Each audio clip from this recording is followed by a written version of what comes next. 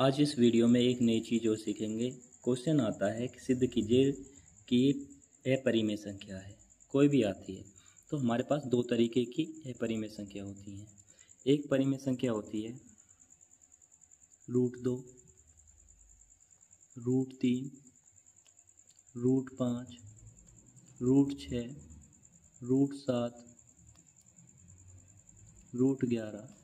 इस तरीके की परिमेय संख्याओं को हम सबको एक ही तरीके से सिद्ध कर सकते हैं।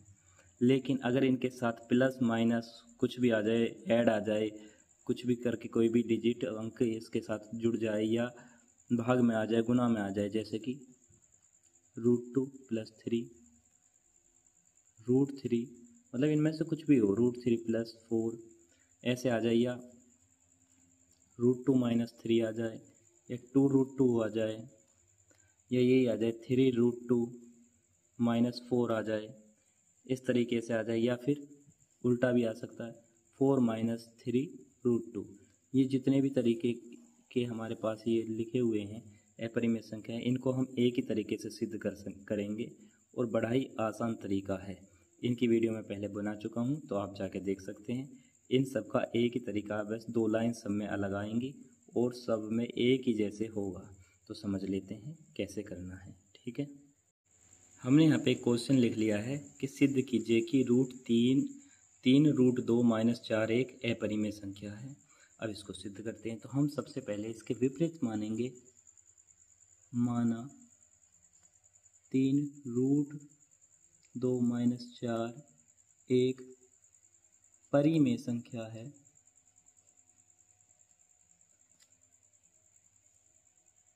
ठीक है, अगर परिमेय संख्या है तो हम इसको P/Q के रूप में लिख सकते हैं। तो हम लिखेंगे P/Q। अब हमें बताना होगा P और Q क्या है, तो हम लिखेंगे जहाँ P और Q दो पूर्णांक हैं, इसमें सहभाज्य की कोई ज़रूरत नहीं पड़ती है, और Q = 0 नहीं है, क्योंकि नीचे 0 नहीं आएगा। अब आगे देखते हैं, बहुत ही सिंपल सा है। अब ये लिखा हुआ है, इसको मैं इधर लेके जाऊंगा। 3√2 रूट वाले को इधर ही छोड़ना, जो भी बाकी के इधर है, तो माइनस का इधर जाके प्लस का हो जाएगा। P/Q +4। ठीक है, मैंने सॉल्व किया, थोड़ा सा इसको सॉल्व किया तो क्या आ जाएगा, ये P + 4Q/Q। ठीक है, अब थोड़ा सा और सॉल्व करते हैं इसको। ये इधर मल्टीप्लाई में, इधर डिवाइड में। √2 = P + 4Q/3Q। ठीक है, अब यहाँ पे एक चीज़ समझने वाली है। देखो P क्या है, P मैंने मान रखा है पूर्णांक है। Q को क्या मान रखा है, पूर्णांक है। 4 क्या है, पता है, पूर्णांक है। 3 क्या है, पूर्णांक है, क्यों बता दिया। तो मैं इसको ऐसे लिखूँगा, P, Q, 3 और 4, जो भी संख्याएं इधर आएंगी, और 4, ये चारों क्या हैं, पूर्णांक हैं। अगर ये पूर्णांक है और पूर्णांकों को किसके रूप में, P/Q के रूप में लिखा जाए तो परिमेय संख्या हो जाएगी। तो P + 4Q/3Q एक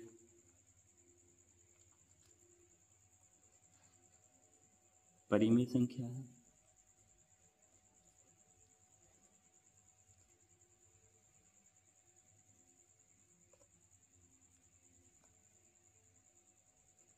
अगर ये परिमेय संख्या है तो ये इसके बराबर है, तो ये भी परिमेय संख्या होगी।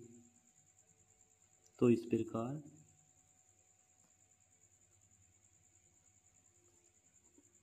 √2 भी एक परिमेय संख्या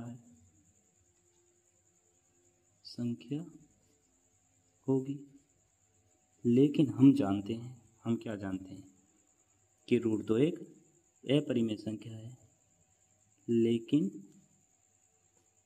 हम जानते हैं कि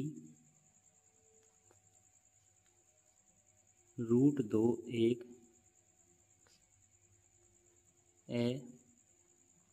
अपरिमेय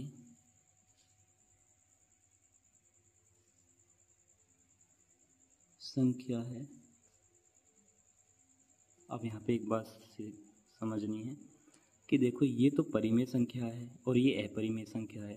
अपरिमेय संख्या परिमेय संख्या के बराबर नहीं हो सकती, तो यहाँ पे विरोधाभास हो रहा है ना। और ये विरोधाभास हो रहा है हमारी गलत कल्पना के कारण। जो गलत कल्पना हमने क्या किया, मान रखा है कि ये परिमेय संख्या है, तो ये परिमेय संख्या नहीं है तो क्या है, एक अपरिमेय संख्या है। इस तरीके से सिद्ध हो जाएगा। तो हम इसमें लिखेंगे क्या, वो समझ लेते हैं। लेकिन हम जानते हैं कि √2 एक अपरिमेय संख्या है, इससे विरोधाभास की स्थिति उत्पन्न होती है। इससे विरोधाभास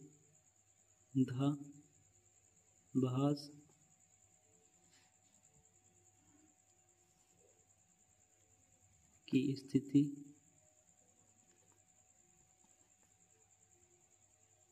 उत्पन्न होती है। क्यों होती है, क्योंकि हमने, और यह विरोधाभास क्यों हो रहा, तो हम लिखेंगे यह विरोधाभास हमारी गलत कल्पना के कारण हो रहा है। और हमारी गलत कल्पना क्या थी कि ये परिमेय संख्या, अगर परिमेय संख्या नहीं है तो ये अपरिमेय संख्या। तो हम लिखेंगे अतः निष्कर्ष निकलता है कि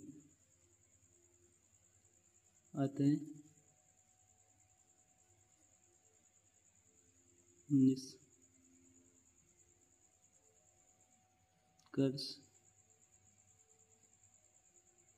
निकलता है कि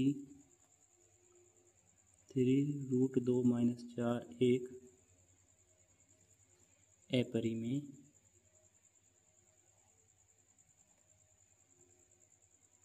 संख्या है।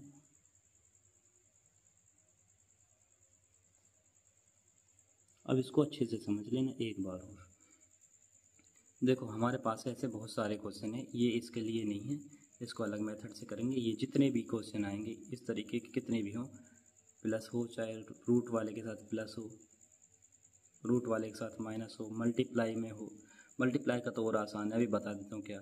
ये हो, ये तो हमने करके दिखाया है, चाहे ये हो।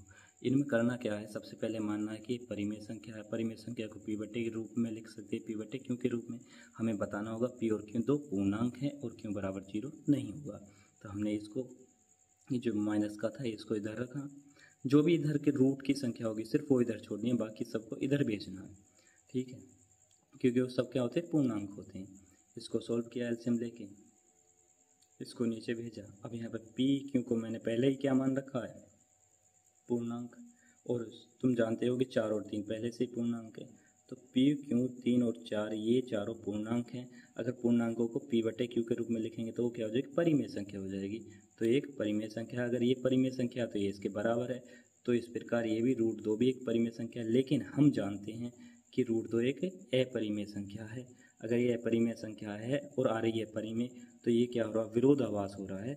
अब विरोधाभास की स्थिति उत्पन्न होती है। विरोधाभास की स्थिति उत्पन्न किस कारण से हो रही है कि हमने गलत कल्पना कर ली है। गलत कल्पना क्या कर ली थी, इसको हमने मान लिया था क्या, कि परिमेय संख्या। अगर ये परिमेय संख्या नहीं है तो ये है अपरिमेय संख्या। और हम बाद में लिख देते हैं अतः निष्कर्ष निकलता है कि √3 ये जो भी है एक अपरिमेय संख्या है।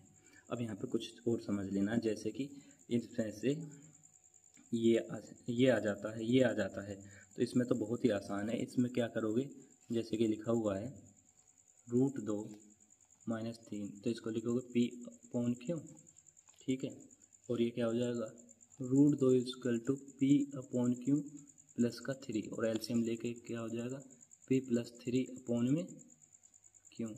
तो ये क्या हो जाएगा, यहाँ पे लिखोगे p क्यू और 3 तीनों क्या हैं, पूर्णांक हैं, इस कारण से ये क्या है, ये परिमेय संख्या, तो ये भी परिमेय संख्या हो जाएगी। ठीक है, कोई भी ले लो, जैसे √2 है ये तो और ही आसान हो जाएगा। जैसे क्या करें, 2 √2 is equal to P upon Q लिखोगे और इसको क्या करोगे, √2 is equal to P upon Q, और ये 2 था, ये कहाँ जाएगा, आ जाएगा यहाँ। इसमें तो कुछ करने की और ज़रूरत ही नहीं है। क्या लिखोगे, पी क्यू और 2 क्या है, तीनों पूर्ण संख्या हैं, इस कारण से p/2 क्यू भी ये क्या हो जाएगी, परिमेय संख्या हो जाएगी, परिमेय तो ये भी परिमेय हो जाएगी। बस कुछ भी आए तो इस तरीके से कर देना है। ठीक है, तो ये जितने भी इस तरीके के क्वेश्चन हैं सारे इस तरीके से कर सकते हैं। इसका मैं अभी बता दूंगा, क्योंकि इसमें क्या है कि माइनस जो है रूट की संख्या से पहले आ रहा है, तो उसमें सिर्फ यहाँ पे क्या हो जाएगा, साइन चेंज हो जाएगा, या यहाँ पे जो ये वाली संख्या जैसे माइनस की आएगी तो इसको यहाँ पे माइनस लेके चले जाना है, बाकी सब सेम रहेगा। ठीक है, अगर मेरी वीडियो अच्छी लगी हो तो प्लीज़ लाइक करें और सब्सक्राइब करना ना भूलें चैनल को। मैं यहाँ पे ऐसी ही वीडियो डालता रहूँ।